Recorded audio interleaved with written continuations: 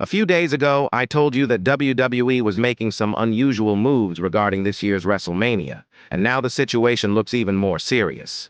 In Las Vegas, where WrestleMania is set to take place, WWE has reportedly started restricting nearby watch parties and unofficial screening events.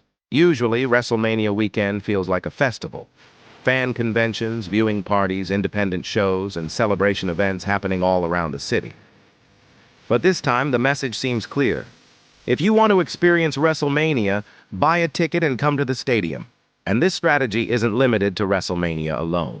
For Elimination Chamber in Chicago, WWE has also reportedly blocked watch party screenings. The goal? Boost ticket sales at any cost. But here's the real question. Are ticket sales struggling that badly? Reports suggest WrestleMania ticket sales are down nearly 17,000 compared to last year. Even after offering 20-25% discounts, there hasn't been significant improvement. This is where reality hits hard. You can ignore TV ratings for a while, but you can't ignore empty seats. And honestly, for fans, this pressure isn't entirely bad. When a company feels pressure, it takes creative risks. It improves storylines. It tries harder to deliver something unforgettable. Now, let's talk about something interesting from this year's Royal Rumble. We saw Brock Lesnar suplex Logan Paul. On the surface, it looked like just another big spot. But if you look deeper, it gets interesting. Logan Paul has been associated with Paul Heyman, and Heyman has long been connected to Brock Lesnar. So why would Brock target Logan? The truth is, Logan Paul personally asked for it. He requested to take a trip to Suplex City because, in his own words, getting suplexed by a legend like Brock Lesnar is an honor. That's passion for professional wrestling. Logan Paul doesn't need this business to make money. He doesn't need to risk his body, but he genuinely respects the industry, and it shows in his performances. Even during the announcer's table spot, there was no obvious over-preparation, no exaggerated setup. It felt natural, and that's what separates him from many others who sometimes make moments look overly choreographed. Now let's shift back to Brock Lesnar. In a recent podcast discussion, it was revealed that some WWE producers feel intimidated working with him. Why? Because Brock sometimes follows his own instincts instead of strictly sticking to the script. Remember the Elimination Chamber pod break moment?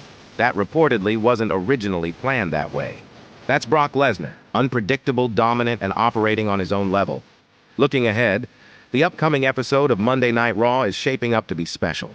Brock Lesnar is expected to appear. CM Punk is scheduled, there will be Elimination Chamber qualifying matches, and AJ Styles is set to receive a tribute. Big stars bring attention. They attract eyeballs. But the real test isn't just star power, it's storytelling. Because fans are asking one simple question. If WWE has so many highly creative minds behind the scenes, why do some storylines suddenly disappear? Like the Jake Fatu attacker angle, which created hype, but then faded without proper payoff. Consistency matters. Continuity matters. Fans notice. Finally, let's briefly address the situation surrounding Vince McMahon. The legal case involving him has entered a new phase, and recently there have been small signs of shifting public narratives. Some voices have even begun speaking in his defense. Vince McMahon is a powerful businessman. Whether you like him or not, his influence on professional wrestling is undeniable. And in this industry, never say never. Right now, WWE stands at a critical crossroads. Will they raise their creative game and bring fans back in bigger numbers? Or will the pressure continue to grow? That's what makes this moment so interesting. If you enjoyed this analysis, make sure to like the video, subscribe to the channel, and stay tuned for more powerful WWE updates.